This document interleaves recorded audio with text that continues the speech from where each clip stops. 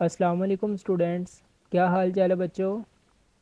तो आज हम class 9 chapter number 5 physical states of matter का टेस्ट योर सेल्फ 5.4 करने वाले हैं।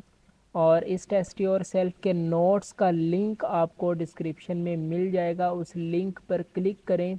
यही पीपीटी फाइल आपके सामने ओपन होगी, वहाँ से आप नोट्स ले सकते हैं। Okay, so my name is Mohammad Bilal Kambo. तो आइए स्टार्ट करते हैं। फर्स्ट क्वेश्चन है हमारे पास, why does evaporation increases with the increase of temperature.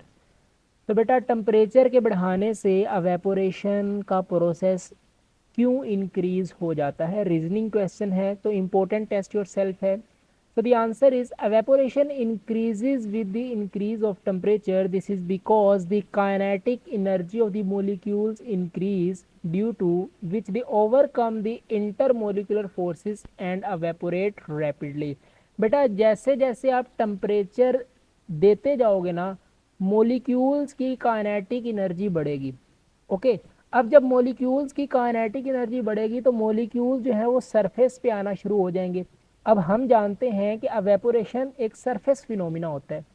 तो जैसे ही लिक्विड के मोलिक्यूल्स की काइनेटिक एनर्जी बढ़ेगी, उसको आप हीट की फॉर्म में, टेम्परेचर की फॉर्म में एनर्जी देते जाओगे, उनकी एनर्जी बढ़ेगी, सरफेस पे आएंगे, तो वो लिक्विड के सरफेस को छोड़कर गैस में कन्वर्ट होना शुरू हो जाएंगे। उनके दरमियान जो इंटरमोलिकुलर फोर्सेस हैं वो वीक हो जाएंगी। ओके, तो इसी वजह से फिर ज़्यादा टेम्परेचर देते जाओगे तो एवेपोरेशन भी जो है वो रैपिडली होना स्टार्ट हो जाएगी। ओके, नेक्स्ट आपके पास क्वेश्चन है, what do you mean bye condensation. Condensation क्या है।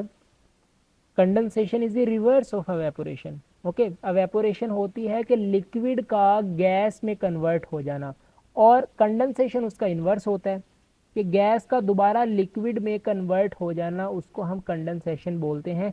सो द कंडेंसेशन की डेफिनेशन क्या है, the changing of a gas और vapours to liquid is called condensation. Okay, so condensation is the reverse process of evaporation. Next question number 3 है, why is vapor pressure higher at higher temperature। ज़्यादा temperature पर vapour pressure भी ज़्यादा होगा, उसकी वजह क्या है। At high temperature vapour pressure is higher than at low temperature. ठीक है, अगर हाई टेम्परेचर और लो टेम्परेचर की बात करें तो ज़्यादा टेम्परेचर पर वेपर प्रेशर ज़्यादा होगा और कम टेम्परेचर पर वेपर प्रेशर कम होगा। उसकी वजह, this is because at high temperature the kinetic energy of molecules increases enough to enable them to vaporise and exert pressure.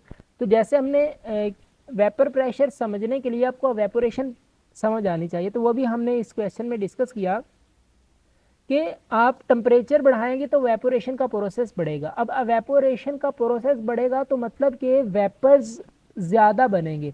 अब जितने ज़्यादा वेपर्स बनेंगे उन वेपर्स का प्रेशर भी उतना ही ज़्यादा लगेगा। ठीक है, तो जितना ज़्यादा टेम्परेचर होगा उतना ही ज़्यादा एवेपोरेशन का प्रोसेस होगा, जितनी ज़्यादा एवेपोरेशन होगा उतना ही ज़्यादा वेपर्स बनेंगे।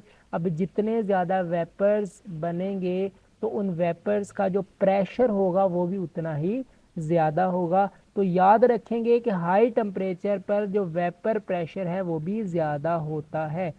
नेक्स्ट आपके पास क्वेश्चन है, why is the boiling point of water higher than that of alcohol. Alcohol की निस्बत वाटर का बॉइलिंग पॉइंट ज़्यादा होता है। उसकी वजह क्या है, क्योंकि अल्कोहल ना 78 डिग्री सेल्सियस पर बॉयल हो जाती है, बट अगर वाटर की बात करें तो वाटर 100 डिग्री सेल्सियस पर बॉयल होता है। उसकी वजह क्या है, the boiling point of water is higher than that of alcohol. This is because the intermolecular forces in water are stronger than alcohol.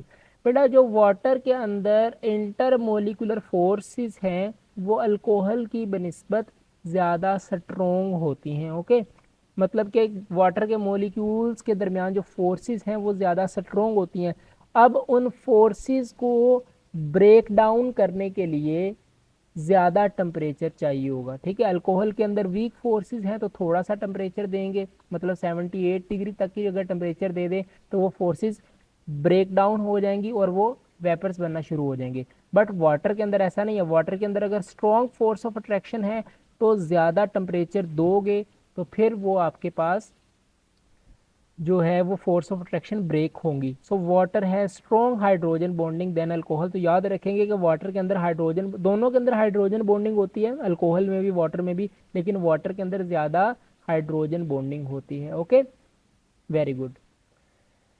Next आपके पास क्वेश्चन नंबर 5 है, what do you mean by dynamic equilibrium. Dynamic equilibrium क्या है? The state at which the rate of evaporation become equal to the rate of condensation. बेटा जब rate of evaporation equal हो जाता है रेट ऑफ कंडेंसेशन के, उसको हम क्या कहते हैं कि वो आपके पास डायनामिक इक्विलिब्रियम है। या इसकी सेकंड डेफिनेशन आप यूं कह सकते हैं, the state at which the number of molecules evaporating will be equal to the number of molecule condensation. जितने मोलिक्यूल्स लिक्विड को छोड़कर वेपर्स में कन्वर्ट हो रहे हैं, अगर उतने ही मोलिक्यूल्स दोबारा वेपर से लिक्विड बन रहे हैं, तो उस स्टेट को हम क्या कहते हैं? Dynamic equilibrium. तो दोनों डेफिनेशंस ठीक हैं, दोनों का मतलब एक ही है, लेकिन लिखने का तरीका थोड़ा सा डिफरेंट है, तो आप दोनों डेफिनेशन कर सकते हैं। ओके, नेक्स्ट आपके पास क्वेश्चन नंबर 6 है, why are the rate of diffusion in liquid slower than that of gases. आए क्वेश्चन रिपीट हो गया। 5.1 टेस्ट योर सेल्फ था ना, उसमें क्वेश्चन थोड़ा सा वेरिएशन थी उसमें कि rate of diffusion in gases is higher than liquid, यहाँ पर उसका इन्वर्स कर दिया गया है। तो आंसर क्या है? The rates of diffusion in liquids are slower than that of gases because in liquid the molecules are relatively more closely packed. Gases की निस्बत liquids में जो molecules हैं वो एक दूसरे के करीब होते हैं, उनमें spaces कम होती हैं, और gases में तो बहुत ज़्यादा spaces होती हैं। ठीक है, as a result the movement of molecules become more difficult. तो लिक्विड फिर इतना इजीली डिफ्यूज़ नहीं कर पाता क्योंकि उनके मॉलिक्यूल्स के दरमियान बहुत ज़्यादा स्पेस नहीं होती, और गैसेस तो बहुत ज़्यादा जल्दी रैपिडली डिफ्यूज़ कर जाती हैं क्योंकि उनमें बहुत ज़्यादा एम्प्टी स्पेसेस होती हैं। बच्चा फंसता पता कहाँ है? वो सॉलिड को अंदर ले आता है कि सॉलिड डिफ्यूज़ होगा, और भाई सॉलिड डिफ्यूज़ होता ही नहीं है। ठीक है, सॉलिड के मॉलिक्यूल्स बहुत क्लोजली पैक्ड होते हैं, रिजिड होते हैं, हार्ड होते हैं, डेंस होते हैं। ओके, तो सॉलिड के अंदर तो डिफ्यूजन का प्रोसेस होता ही नहीं है, गैसेस और लिक्विड्स में होता है। गैसेस में ज़्यादा होता है एज कम्पेयर टू लिक्विड, तो याद रखेंगे, भूलना नहीं है। सही है। नेक्स्ट क्वेश्चन नंबर 7 है, why does rate of diffusion increase with increase of temperature. बेटा टेम्परेचर के बढ़ाने से, टेम्परेचर के बढ़ने से डिफ्यूजन का प्रोसेस भी बढ़ जाता है। उसकी वजह क्या है? The rate of diffusion increases with the increase of temperature. This is because on increasing temperature, the intermolecular force become weaker, due to which the rate of diffusion increase. ठीक है, टेम्परेचर के बढ़ाने से जो इंटरमोलिकुलर फोर्स है वो week हो जाती हैं, जिसकी वजह से रेट ऑफ डिफ्यूजन जो है वो आपके पास ज़्यादा हो जाता है। क्लियर है? ओके, नेक्स्ट आपके पास लास्ट क्वेश्चन है, why are liquids mobile. Liquid mobile क्यों होते हैं? यहाँ पर मोबाइल आपका आईफोन या सैमसंग या ओप्पो का नहीं है, बल्कि मोबाइल का मतलब है कि लिक्विड के मॉलिक्यूल्स मूव क्यों करते हैं। सही है, एक जगह से दूसरी जगह पे। Liquids are mobile, this is because liquid molecules possess high kinetic energy. Liquid के मॉलिक्यूल्स के पास हाई काइनेटिक एनर्जी होती है। The positions of liquid molecules are not fix, इनकी पोजीशन फिक्स नहीं होती। सही है, तो सबसे ज़्यादा जो मोबाइल होते हैं वो गैस होती है, गैस के मॉलिक्यूल्स। ठीक है, उसके बाद लिक्विड्स, और जो सॉलिड्स हैं वो मोबाइल नहीं होते, वो सिर्फ अपनी जगह पर वाइब्रेट कर सकते हैं, वाइब्रेशनल मोशन करते हैं। याद रहेगा?